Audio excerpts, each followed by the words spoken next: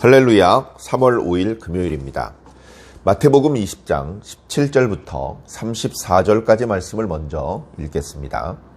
예수께서 예루살렘으로 올라가려 하실 때에 12 제자를 따로 데리시고 길에서 이르시되, 보라, 우리가 예루살렘으로 올라가노니 인자가 대제사장들과 서기관들에게 넘겨짐에 그들이 죽이기로 결의하고 이방인들에게 넘겨주어 그를 조롱하며 채찍질하며 십자가에 못 박게 할 것이나 제3일에 살아나리라. 그때에 세베대의 아들의 어머니가 그 아들들을 데리고 예수께 와서 절하며 무엇을 구하니 예수께서 이르시되 무엇을 원하느냐? 이르되 나의 이 두 아들을 주의 나라에서 하나는 주의 우편에 하나는 주의 좌편에 앉게 명하소서. 예수께서 대답하여 이르시되 너희는 너희가 구하는 것을 알지 못하는도다. 내가 마시려는 잔을 너희가 마실 수 있느냐? 그들이 말하되 할 수 있나이다. 이르시되 너희가 과연 내 잔을 마시려니와 내 좌우편에 앉는 것은 내가 주는 것이 아니라 내 아버지께서 누구를 위하여 예비하셨든지 그들이 얻을 것이니라. 10 제자가 듣고 그 두 형제에 대하여 분이 여기거늘 예수께서 제자들을 불러다가 이르시되 이방인의 집권자들이 그들을 임으로 주관하고 그 고관들이 그들에게 권세를 부리는 줄을 너희가 알거니와 너희 중에는 그렇지 않아야 하나니 너희 중에 누구든지 크고자 하는 자는 너희를 섬기는 자가 되고 너희 중에 누구든지 으뜸이 되고자 하는 자는 너희의 종이 되어야 하리라. 인자가 온 것은 섬김을 받으려 함이 아니라 도리어 섬기려 하고 자기 목숨을 많은 사람의 대속물로 주려 함이니라. 그들이 여리고에서 떠나갈 때에 큰 무리가 예수를 따르더라. 맹인 2 사람이 길가에 앉았다가 예수께서 지나가신다 함을 듣고 소리질러 이르되 주여 우리를 불쌍히 여기소서.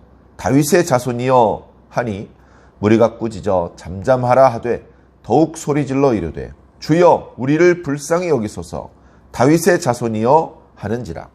예수께서 머물러 서서 그들을 불러 이르시되 너희에게 무엇을 하여 주기를 원하느냐? 이르되 주여 우리의 눈뜨기를 원하나이다. 예수께서 불쌍히 여기사 그들의 눈을 만지시니 곧 보게 되어 그들이 예수를 따르니라. 아멘.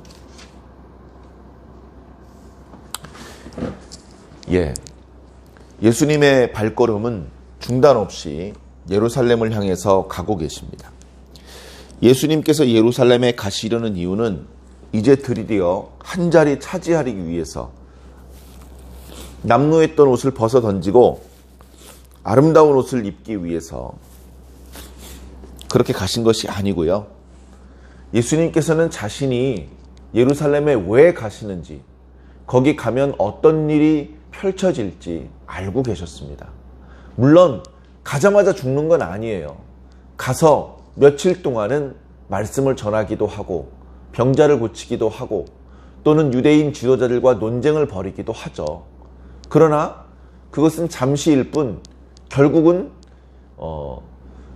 대제사장들과 서기관들이 예수님을 안 되겠다, 죽여야 되겠다 이렇게 결정을 내리게 될 것이고 자신들이 직접 죽일 수 있는 권세가 없기 때문에 이방인, 다시 말해서 로마 사람들한테 예수님을 결박해서 넘겨준 다음에 이 사람은 죽여야 합니다.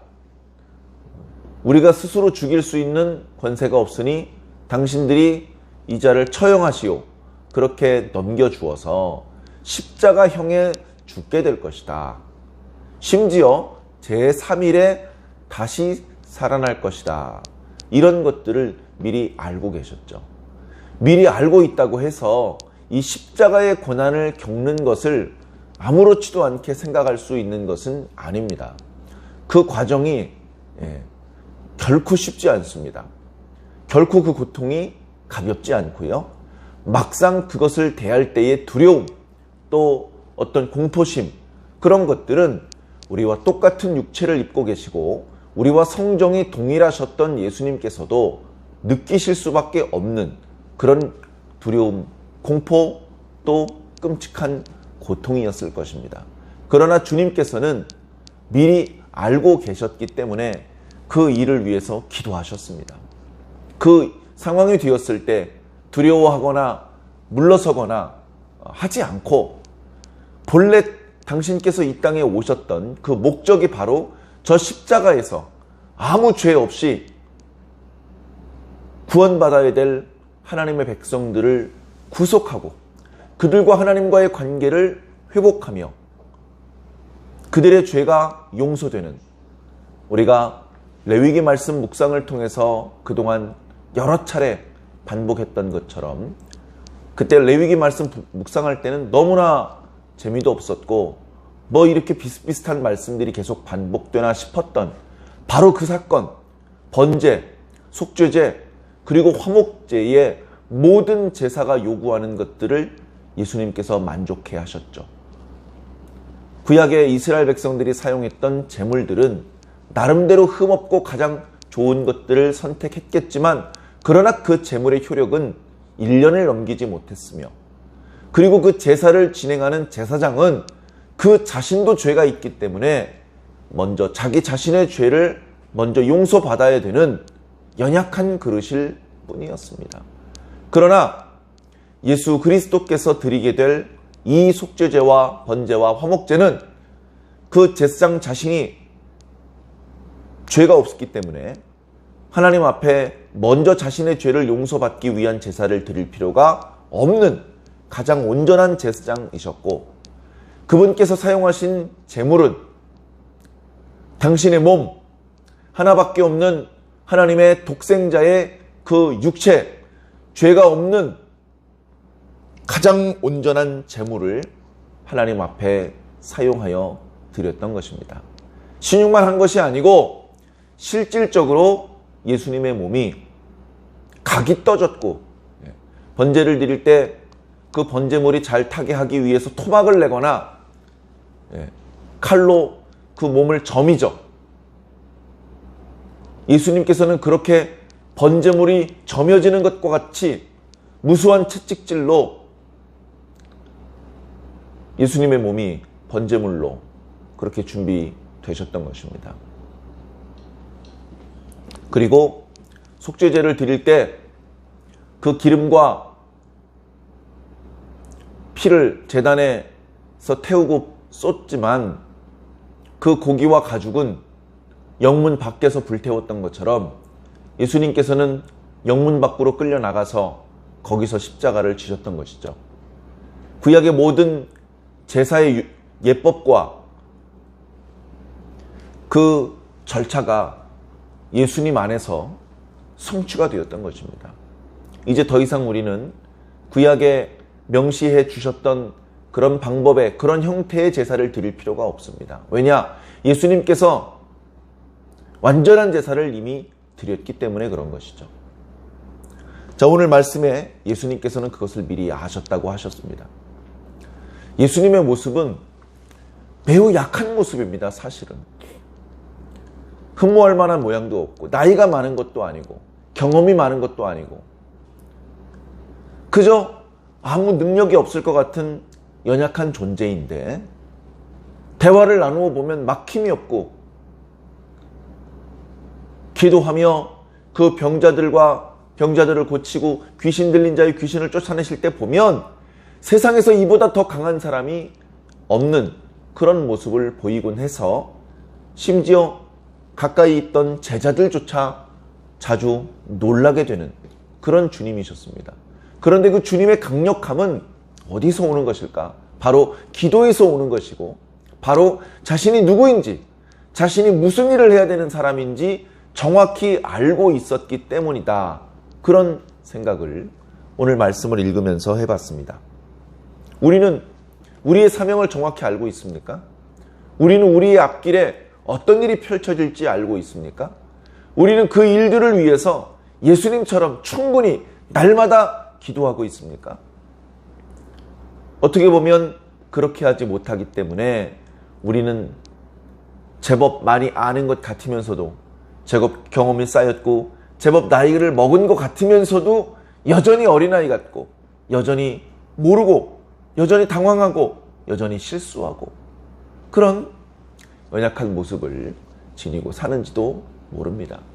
모든 것을 아시는 주님께서 우리를 사랑하시고 우리를 불쌍히 여기실 줄로 믿습니다. 그리고 우리가 기도할 수 있도록 우리를 인도해 주시고 우리가 꼭 알아야 되는 것들은 미리 알려주실 줄로 믿습니다. 그런 놀라운 주님의 능력, 그런 섬세한 주님의 사랑 때문에 우리가 지금까지도 넘어지지 않고 여기까지 왔습니다. 자, 예수님은 그렇게 주님의 길을 가시는데 문제는 이 말씀을 듣는 제자들만, 이 제자들이 과연 이 주님의 말씀을 이해하고 주님과 함께 기도하고 주님의 심정에 부응하는 그런 언행을 보이느냐. 오늘 말씀에 보면 여전히 그렇지 못한 것 같습니다. 예수님께서 예루살렘으로 가려고 하신다. 예수님과 함께 이렇게 다니시던 사람들이 12제자뿐은 아니었던 것 같습니다. 오늘 보니까 세베대의 아들들의 어머니, 세베대의 아내겠죠. 그분도 지금 가버나움을 떠나서 예수님의 일행과 동행하고 있었던 모양입니다. 그런데 잠깐 제가 이 12제자들하고만 할 얘기가 있으니까 어머님 여기서 잠깐 쉬고 계세요 하면서 12제자만 따로 데리시고 옆에 가셔서 거기서 이제 예루살렘에 올라가면 예수님께서 고난을 받으시고 십자가에 죽으시고 또 제3일에 살아나실 것을 말씀하신 겁니다. 그 말을 세베대의 두 아들이었던 야고보와 요한이 자기 어머니에게도 조용히 얘기해 주었겠죠. 그러자 야고보의 어머니가 예수님 잠깐 드릴 말씀이 있습니다 하면서 다른 제자들이 있는 곳으로부터 조금 떨어져서 예수님께 뭔가 부탁을 합니다. 예수님께서는 평소에 헌신적으로 예수님과 그 제자들의 무리를 섬겼던 그 요한의 어머니를 이렇게 보면서 원하시는 게 무엇입니까? 말씀만 하세요. 이렇게 이제 자상하게 물어보면서 편하게 말씀하시라고 이야기했겠죠. 그때 세베대의 이 아들들의 어머니는 그 두 아들들을 데리고 왔습니다. 야, 야고보, 요한 일로 잠깐 와봐라. 그래서 다른 10제자가 저쪽 그늘에서 쉬고 있는 동안에 이쪽 그늘에서 예수님과 함께 있다가 자기 두 아들을 불러서 옆에다 앉혀놓고는 주님께 이렇게 이야기합니다. 주님의 때에, 주님의 나라에 주님께서 주님의 보좌에 앉게 되시거든 주님 좌우편에는 이 녀석들을 좀 앉혀주십시오. 야고보를 앉혀주시고 요한을 앉혀주십시오. 이렇게 부탁을 했습니다. 왜 그렇게 부탁을 했을까요? 예수님에 대한 남다른 깨달음이 있었기 때문에 그렇게 부탁을 했습니다.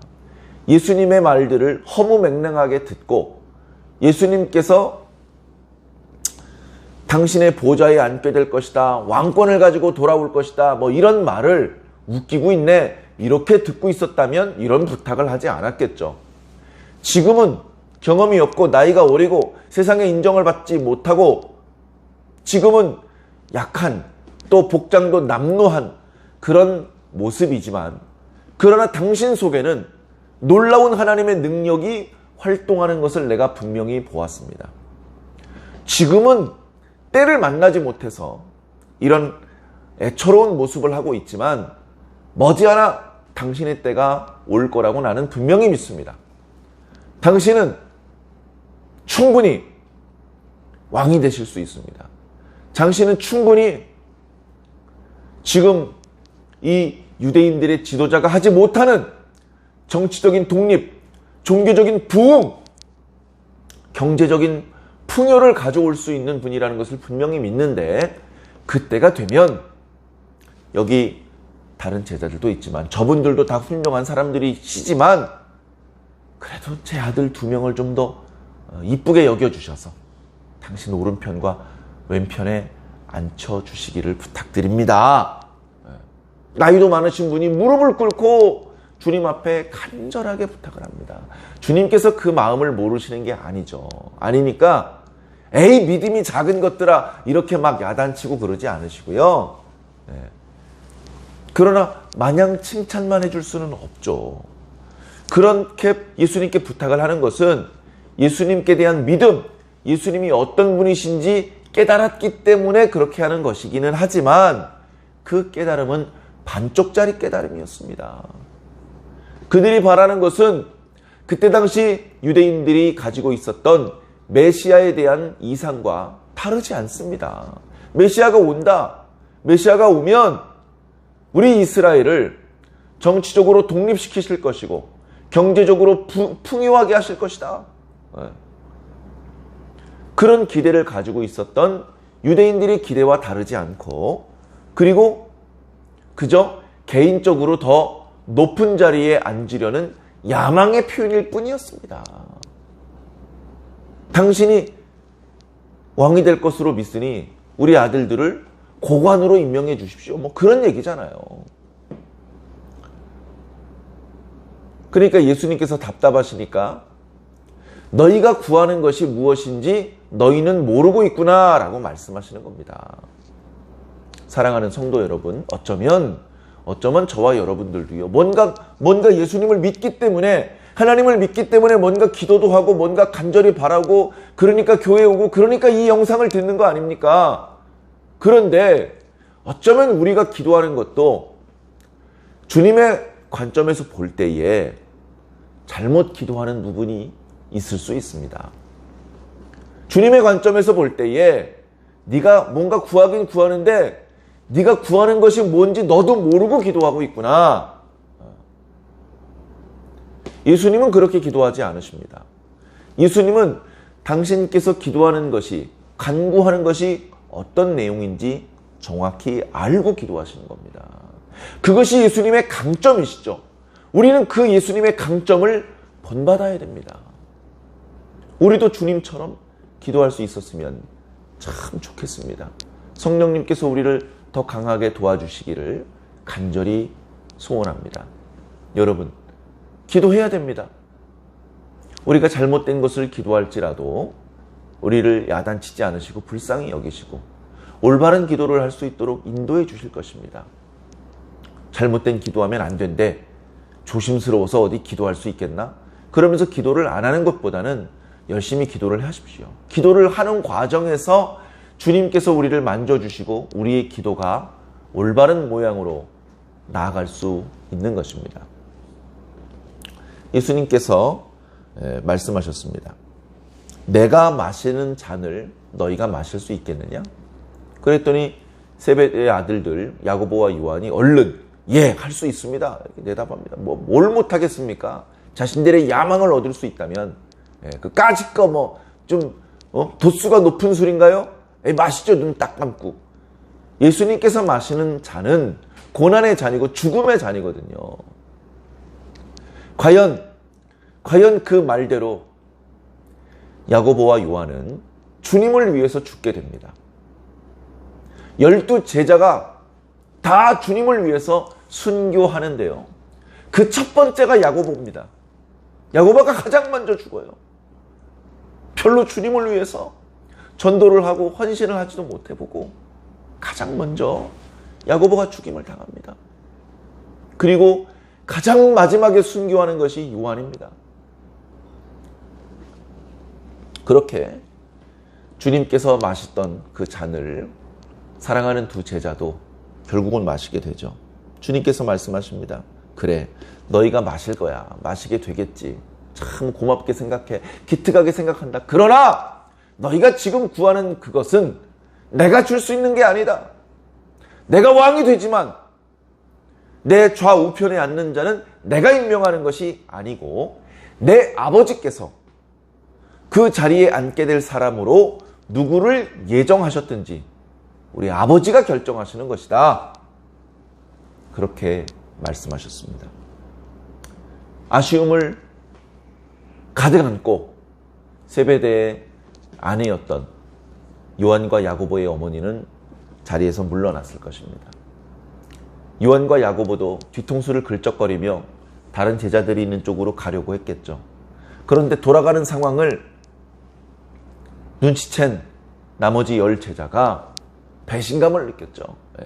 지난번에 마태복음 18장 1절에 제자들이 서로 싸웠잖아요. 누가 더 큰 자냐. 예수님께서 어린아이를 세워놓으면서 하나님의 나라는 이런 어린아이 같은 자들이 큰 자다. 그렇게 말씀을 하셨는데요. 그때 이후로는 다툼을 자제하고 그러고 있었는데 저 녀석들이 예수님을 따로 만나가지고 말이야. 높은 자리에 올라가려고 하다니 괘씸한 것. 그걸 괘씸하게 여기는 다른 열제자도 똑같은 생각을 하고 있었다는 뜻이거든요. 그것을 아는 예수님께서 제자들이 다투도록 내버려 두지 않으시고 한 자리에 모으시면서 몇 말씀을 더 해 주셨습니다. 이방인의 집권자, 지금 이스라엘과 유다는 독립된 상황이 아니니까 저 에돔 사람이었던 헤롯과 그의 가문들이 왕으로, 그리고 로마 중앙정부에서 파견한 총독, 조선시대로 말하면 관찰사가 와서 모든 것들을 다 행정, 사법 이런 것들을 다 관장을 하고 있죠.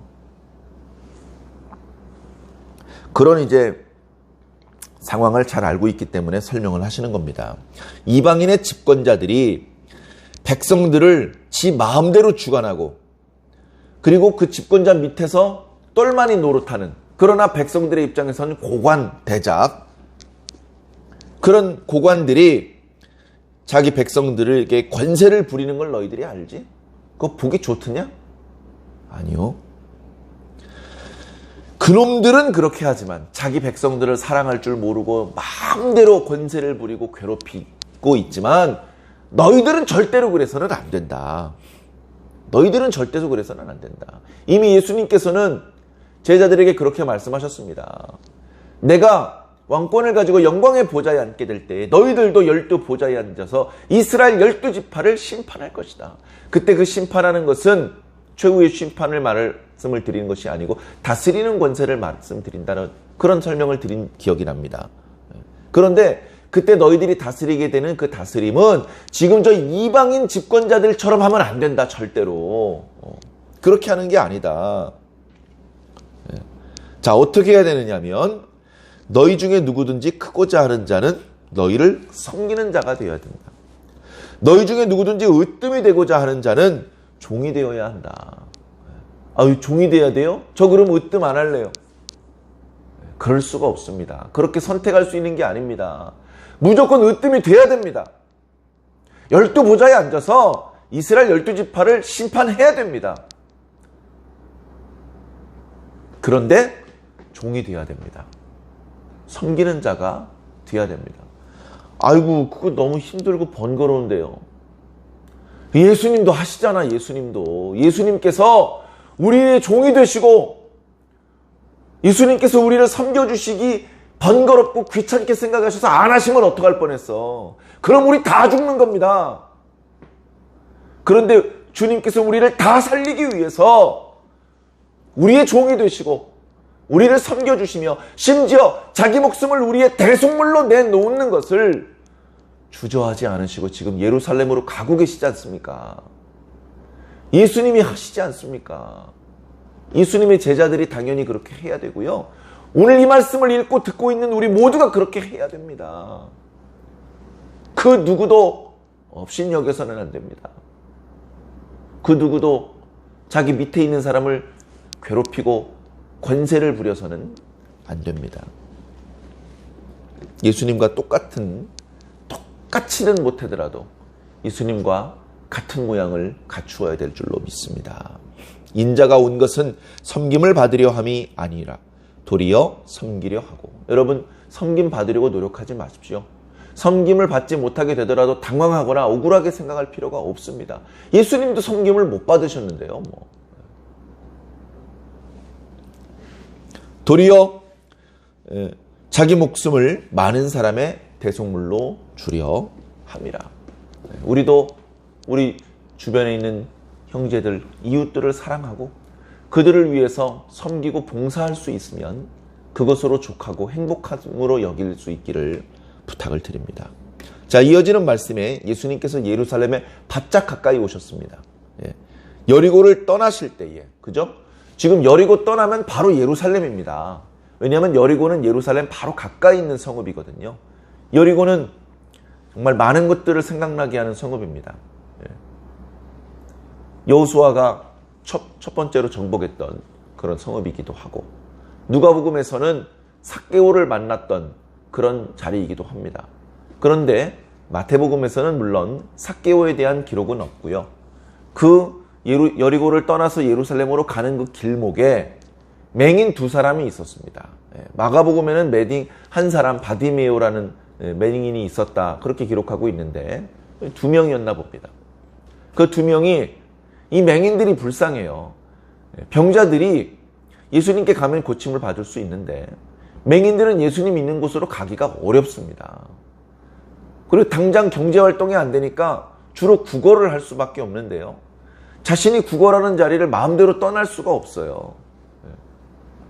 되게 불쌍하죠. 그러니까 마침 예수님께서 자기가 앉아서 구걸하는 그 길을 지나가 주셔야 그 예수님이 지나가실 때 그 예수님을 붙잡고 고침을 받지 못하면 영영 기회가 없는 것입니다.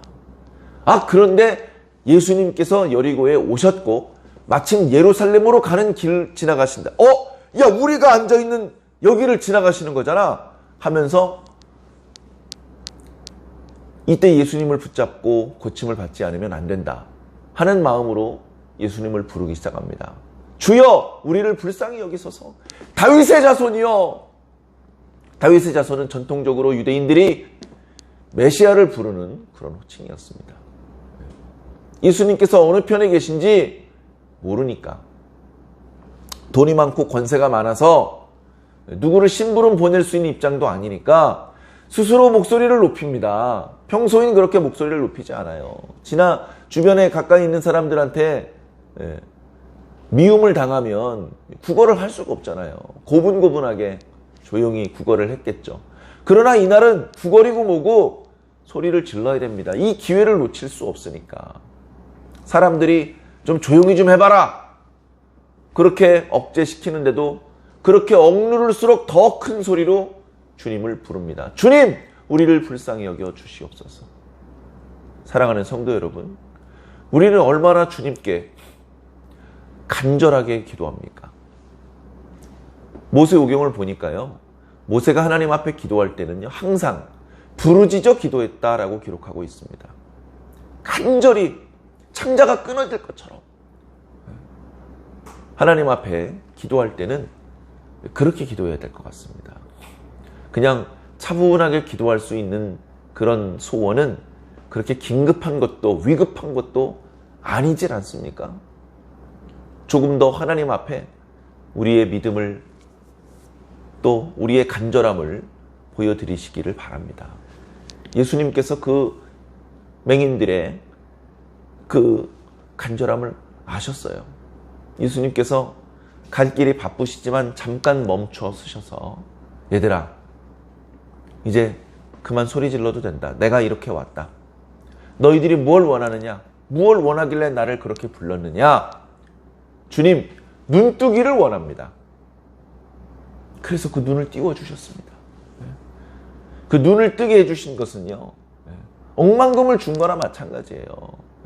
그 눈을 고치기 위해서 의인한테 갖다 바치는 그 돈, 그 눈 때문에 경제생활을 정상적으로 하지 못해서 생긴 손해, 그 모든 문제가 해결됐잖아요. 심지어 이 눈을 뜨고 이 소경은 이제 예수님도 봅니다. 예수님의 말씀도 듣습니다. 예수님께서 그 이후에 행하시는 모든 행적을 보고 예수님 부활 승천 이후에 사도들을 통해서 예수님의 말씀을 다시 들었을 때, 그분은 내 눈을 뜨게 해주신 분이야 하면서 그 누구보다도 빨리 주님을 그리스도로 영접했을 것입니다. 사랑하는 성도 여러분, 오늘 말씀에 주님 앞에 주님의 좌우에 앉기를 구했던 제자들과 그 가족들, 그런가 하면 눈을 뜨게 해주시옵소서라고 간청했던 두 소경, 이 두 사람이 대비됩니다. 어떻게 보면 예수님 가까이에 있었던 두 제자는 어떻게 보면 아직도 까막눈이고 어떻게 보면 아직도 볼 것을 보지 못하는 장님이었는지도 모릅니다. 그러게 어떻게 보면 예수님께서 눈을 빨리 띄워주셔야 될 불쌍한 존재였는지도 모르죠. 예수님께서 예루살렘에서 고난을 당하시고 죽음을 당하시는 그 일을 통해서 어떤 결과를 보여주실지 이 맹인의 눈을 띄워주시는 것을 통해서 주님께서는 간접적으로 보여주셨고 또 매우 느리기는 하지만 이런 주님의 모습을 보면서 제자들의 눈은 조금씩 떠지고 있었습니다. 너무나 느리죠. 그러나 부활 승천하신 이후에 성령 받은 이후에는 생전에 주님과 함께 다니면서 경험했던 들었던 그 모든 말씀들과 경험들이 다 기억나고 그 의미가 무엇이었는지 다 깨달았습니다. 아이고 그때는 우리가 왜 그렇게 어리석었지? 우리는 그때 그 여리고 성문에 앉아있던 그 소경보다도 더 장님이었어.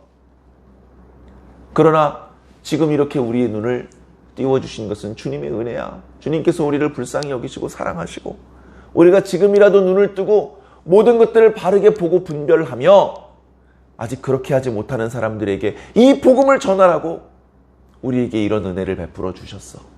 그런 것들을 깨달으며 자신의 모든 생명을, 자신의 모든 시간을 주님을 위해서 사용했던 것입니다. 사랑하는 성도 여러분, 우리도 우리가 가진 모든 것들을 주님을 위해서 사용했으면 좋겠습니다. 모두가 다 선교사가 되어라, 모두가 다 재물을 팔아서 헌금을 해라, 그런 뜻은 아닙니다. 우리 각자를 향하신 주님의 바람이 있으십니다. 그것은 그렇게 머리를 깎고 산에 들어가는 것 정도의 엄청난 결단을 요구하는 것은 아닙니다. 기도하면서 각자 자신에게 주님께서 무엇을 바라시는지 생각해 보시기 바랍니다. 전에도 종종 말씀드렸지만 목사님이나 장로님을 통해서 지시를 받지 마시고요. 예수님께 직접 지시를 받으십시오. 그리고 주여 저에게 이런 지시를 내려주셔서 이런 명령을 내려주셔서 이런 사명을 주셔서 감사합니다. 자발적인 마음으로 주님께 충성을 다할 수 있는 그런 저와 여러분들이 꼭 되기를 주님 이름으로 간절히 축원합니다.